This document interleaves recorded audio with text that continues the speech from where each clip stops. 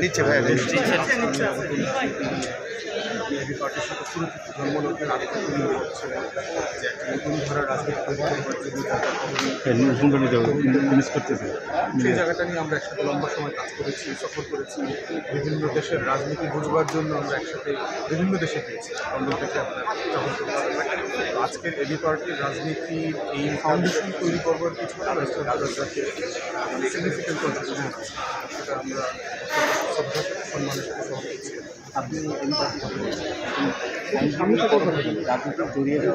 ভাই এই বন্ধুটা মিলে যাচ্ছে, একটু একটু ছাড়িয়ে মানে মূল বিষয়টা তো হচ্ছে যে আপনি একজন পেশাজীবীকে তো তার পেশার জায়গা থেকে ফার্স্ট দেখতে পারেন।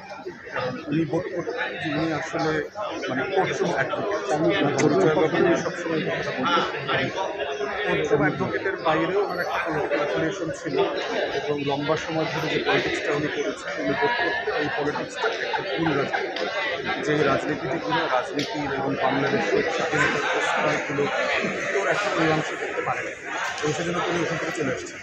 এবং উনি এটাও বোধ করতেন যেহেতু লম্বা সময় উনি পশ্চিমে ছিলেন, পশ্চিমের রাজনীতি, পশ্চিমের অন্তর্নীতি, পশ্চিমের সমাজ ব্যবস্থা, এটা ওনাকে প্রচণ্ড রকম করে আকৃষ্ট করেছে। কারণ উনি বোধ করতেন যে এইরকম একটা রাষ্ট্র কেন আমরা বাংলাদেশে তৈরি করতে পারছি না, এবং সেটা সংকট। এবং এই আলোচনাটা আমরা বারবার করেছি, শতবার শত মিটিং করেছি। সেই জায়গা থেকে আমরা আজকে এবি পার্টি করবার পিছনের যে মিটিংগুলো, সেখানে আমরা আসলে দেশ, রাজনীতি এবং সমাজ, রাষ্ট্রীয় প্রতিষ্ঠান এই সবগুলো আলোচনা করে ফেলেছি এবং পুরাতন আমাদের রাজনীতির তো আব্দুর রাজ্জাককে যদি স্মরণ করতে হয়, তার প্র্যাকটিশনার হিসেবে ওনার বাইরের একটা অবদানের জায়গা আছে, সেটা হতো দেশবন্ধু।